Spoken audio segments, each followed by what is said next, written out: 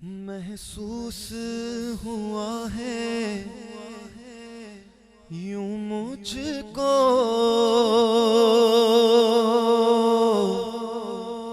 کہ شہر نور میں بیٹھا ہوں۔ محسوس ہوا ہے یوں مجھ کو کہ شہر نور میں بیٹھا ہوں۔ کیا نور کی کرنیں اتری ہیں، بیٹھا ہوں مسجد نبوی میں۔ کیا نور کی کرنیں اتری ہیں، بیٹھا ہوں مسجد نبوی میں۔ رمضان کی بہاریں آئی ہیں، بخشش کا مژدہ لائی ہیں۔ رحمت کی گھٹائیں برسی ہیں، بیٹھا ہوں مسجد نبوی میں۔ نظریں ہیں گنبد خضرا پر، ہاتھوں میں کھجور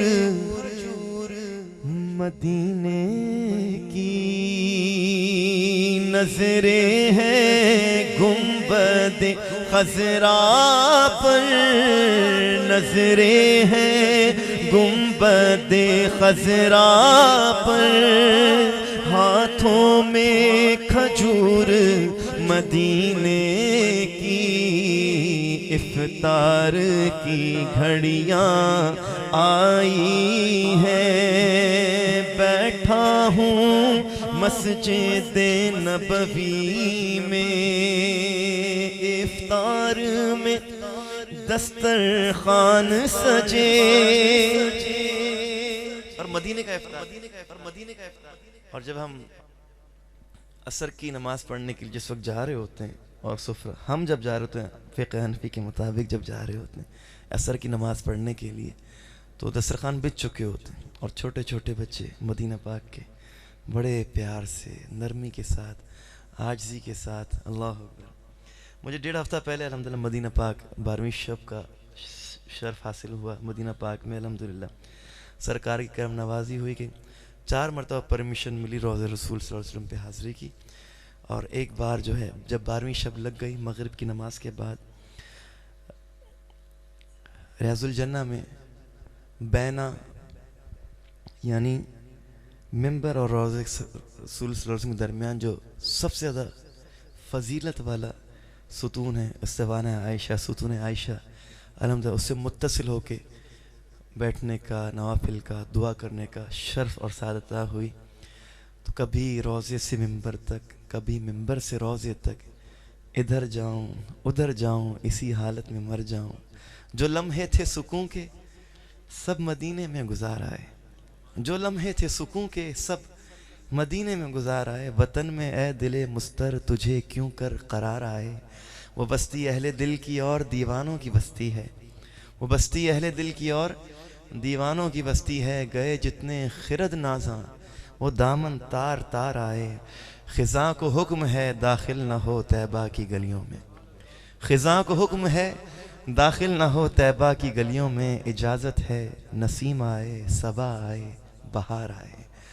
اور تعین مسجد و محراب کا طیبہ میں کیا ہوتا، تعین مسجد و محراب کا طیبہ میں کیا ہوتا، جہاں نقش قدم دیکھے وہیں سجدے گزار آئے۔ اور جبھی ہو آستاں پر ہاتھ میں روضے کی جالی ہو، جبھی ہو آستاں پر ہاتھ میں روضے کی جالی ہو، خدایا ایسا لمحہ زندگی میں بار بار آئے۔ تو جس طرح سے وہ سفرہ بچھا ہوتا ہے، زمزم، ٹھنڈی ٹھنڈی کھجوریں اور لبن اور پتہ نہیں کیا کچھ تقسیم ہو رہا ہوتا ہے، اس کا مزہ ہی الگ ہوتا ہے۔ اور صحن مدینہ منورہ میں گنبد خضرا کے سامنے بیٹھ کر تو اس کا لطف ہی الگ آتا ہے.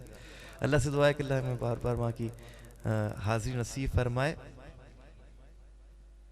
افطار میں دسترخوان سجے،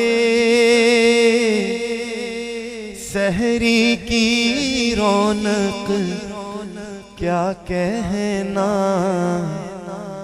جنت کی ہوائیں چلتی ہیں، بیٹھا ہوں مسجد نبوی میں. اور 14 سال پہلے کا منظر ہے، مسجد نبوی ہے. ایک سمت علی، ایک سمت عمر،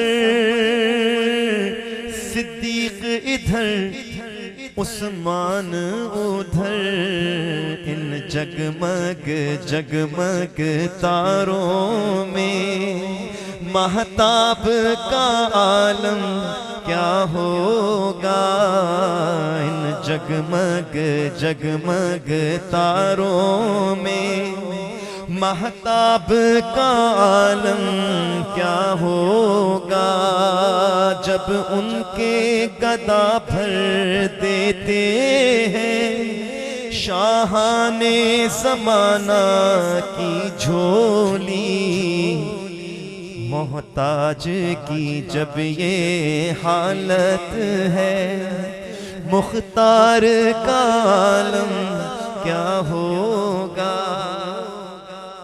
مجھے بتایا ابھی حاجی صاحب نے کہ صوفی انیس صاحب رحمۃ اللہ علیہ فقیرانہ طبیعت مزاج تھا. ان کی بارگاہ میں بڑے بڑے بڑے لوگ جو ہے نا اپنی جوتیاں اتار کے ننگے پیر آیا کرتے تھے.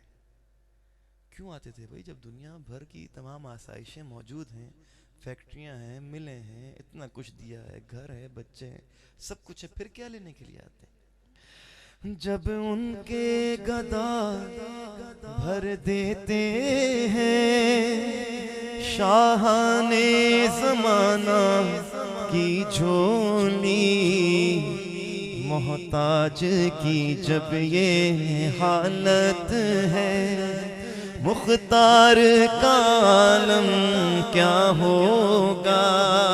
چاہے تو اشارے سے اپنے کایا ہی پلٹ دیں دنیا کی، یہ شان ہے ان کے غلاموں کی، سردار کا عالم کیا ہوگا، ہے نام میں ان کے اتنا اثر، جی اٹھتے ہیں مردے بھی سن کر، وہ حال اگر خود ہی پوچھے بیمار کا عالم کیا ہوگا. طیبہ سے ہوا جب آتی ہے بے کل کو سکون مل جاتا ہے، اس پار کی جب یہ حالت ہے، اس پار کا عالم کیا ہوگا. دیوانی ہے دنیا بن دیکھے، ہر کوئی فدا ہے بن دیکھے، دیدار کا عالم کیا ہوگا. حاجی صاحب نے کلام کے لیے کہا ہے، اس کے بعد پھر انشاءاللہ اجازت ہوگی تو منقبت سیدنا غوث الاعظم دستگیر کی بارگاہ میں پیش کر لیں گے، پھر سلام پیش کر لیں گے. ایسے درود پاک پیش کیجیے. اللہم صلی اللہ علیہ وسلم.